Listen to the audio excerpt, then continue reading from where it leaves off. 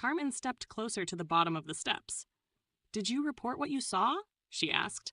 Lo worked a sunflower seed between her teeth and looked at the street for a moment before answering.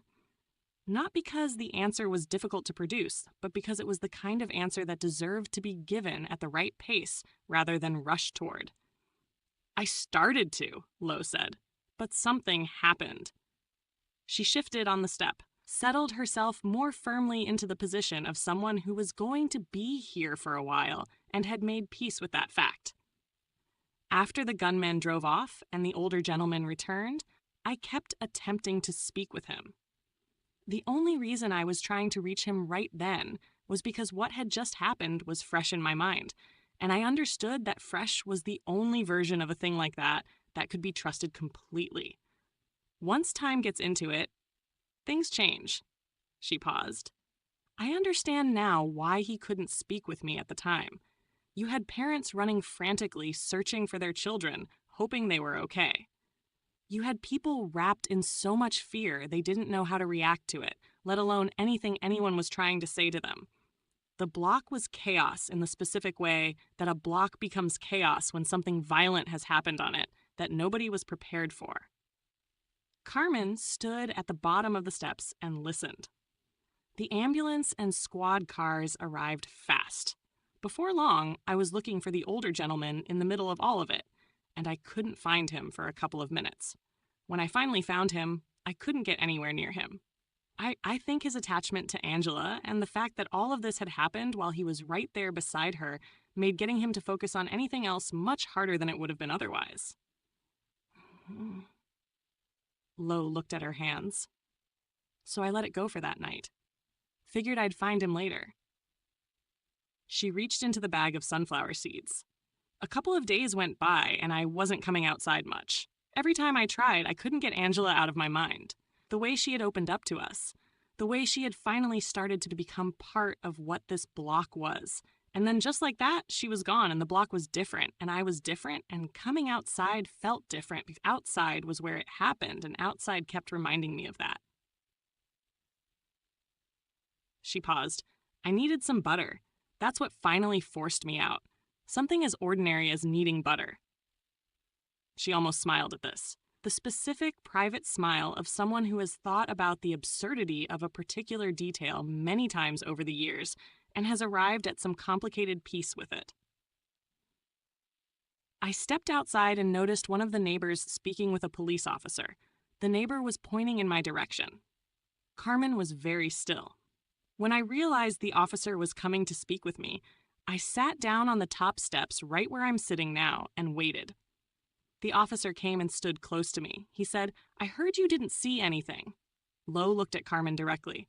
I replied, No, sir, I saw it all. The street was quiet around them. Then the officer said, in a voice that wasn't asking anymore, You didn't see anything. Lo let that sit for a moment. I finally understood what the officer was attempting to say to me, and I understood it clearly enough that I didn't say anything else to him that day.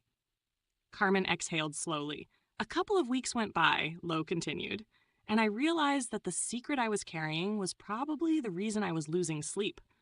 Losing weight. The thing was sitting inside me and doing what secrets do when they have nowhere to go and no one to go to. She reached for another seed. So I decided to be slick. I thought I could do something careful enough that nobody would notice. What did you attempt to do? Carmen asked. I figured I would call the precinct, Lo said. Speak to the older gentleman that way. I didn't know his name and I don't remember it now either, so I described him. Described him in enough detail that they knew immediately who I was talking about. I left a message for him to call me. She stopped. A few hours passed. Then there was a knock at my door. The evening had deepened while they had been talking. Carmen registered this without fully processing it. The way you register peripheral things when the thing at the center of your attention is requiring everything you have. It was a man I had never seen before, Lo said. Not from the neighborhood, not a face I recognized from anywhere. I stepped outside to speak with him, and that was the first thing I learned. That stepping outside the way I did to talk to someone I had never seen before was the second mistake I had made. The first being the phone call. She was quiet for a moment. He pushed me up against my screen door, pulled out his weapon and held it against his side where I could see it, but no one passing would. Lo looked at the door behind her briefly and then back at Carmen. He asked me if I knew the two roles that the ground played. Carmen waited. I shook my head. He said the first role was to give you a foundation. The second role was to tuck you in for the rest of your life.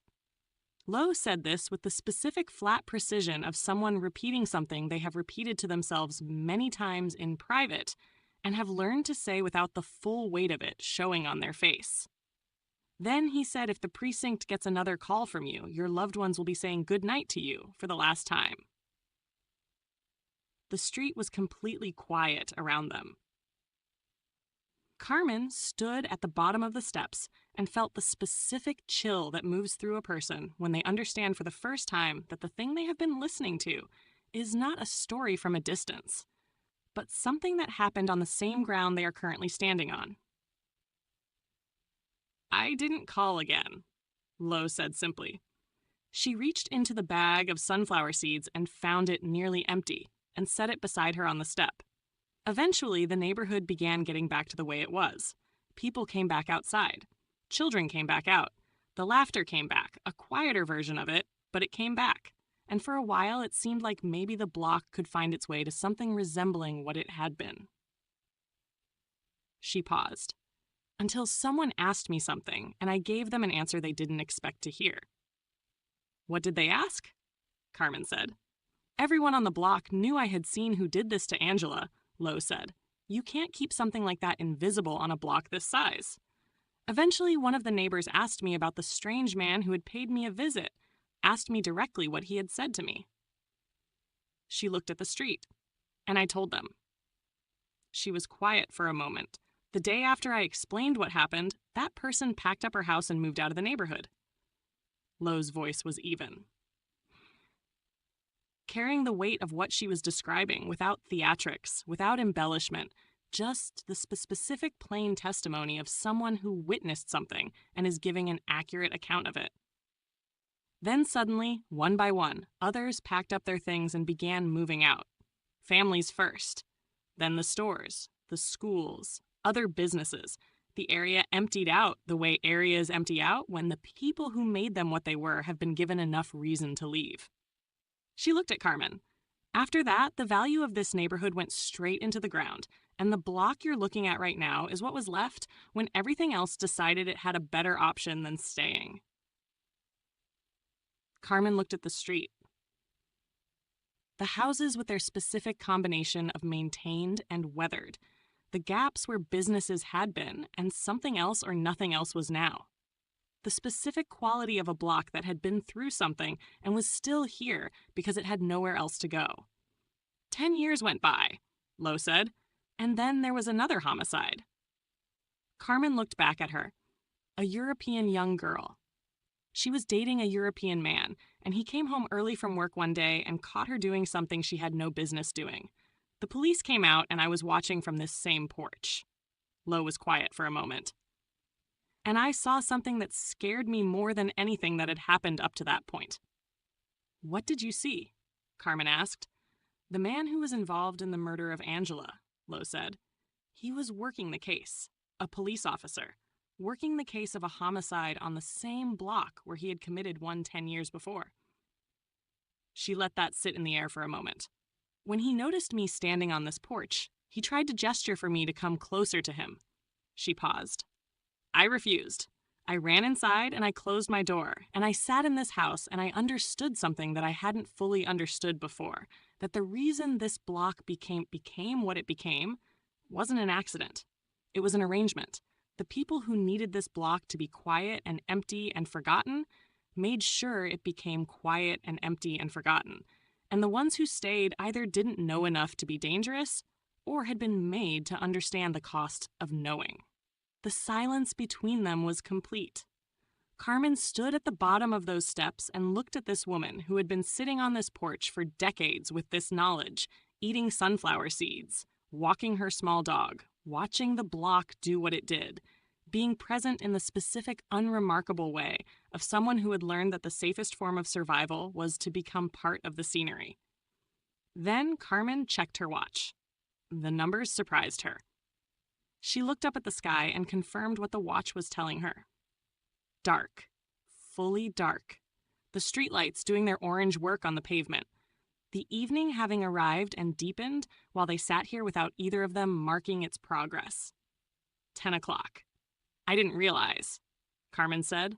Lo smiled, the first full smile she had produced since Carmen had walked over.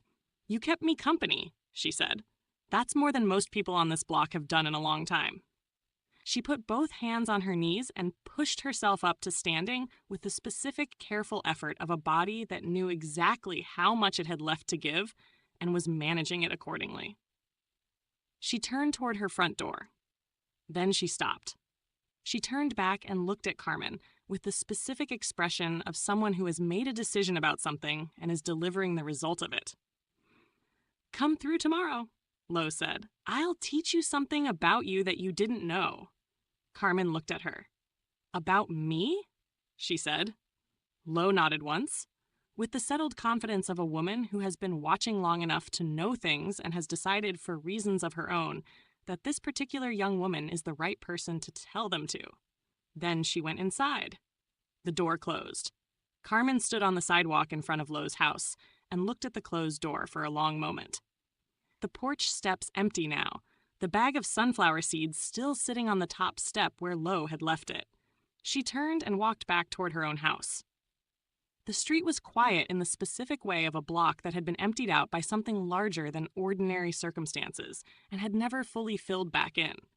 She walked through it slowly, not because she was tired, though she was, not because the walk was long, though it felt longer than it was, because she was carrying what she had just been given. Angela was here, written inside a heart in a notebook that belonged to a man who had come from somewhere she didn't know to live across the street from her in an apartment he had not chosen, a ghost who had returned to the same block where a young woman had died, an officer who had worked a homicide on the same street where he had committed one, a woman who had been pushed against her screen door and told the two roles the ground played and had been sitting on her porch with sunflower seeds ever since. And at the end of all of it, directed at Carmen specifically, a single sentence. Come through tomorrow, and I'll teach you something about you that you didn't know. Carmen walked and thought about that sentence. Turned it over. The specific quality of being told that a stranger knows something about you that you don't know about yourself. The specific mixture of curiosity and shock that arrived in the space where a sentence like that landed. The anxious, specific anticipation of tomorrow, which was both too far away and arriving too fast. What could Lo possibly know about her?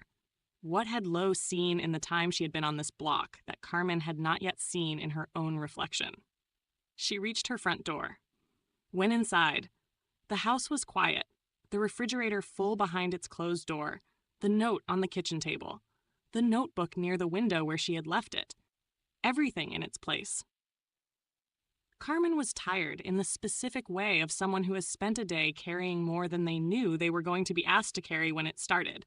She did not eat, did not turn on the television, did not stand at the window looking at the apartment across the street the way she had spent so much of the day doing. She went to the bedroom, lay down, looked at the ceiling, and let the questions Lo had planted in her move through the dark of the room at whatever pace they chose, because tomorrow was coming, whether she was ready for it or not, and the only thing she could do with the hours between now and then was let them pass. Outside, the block held its quiet.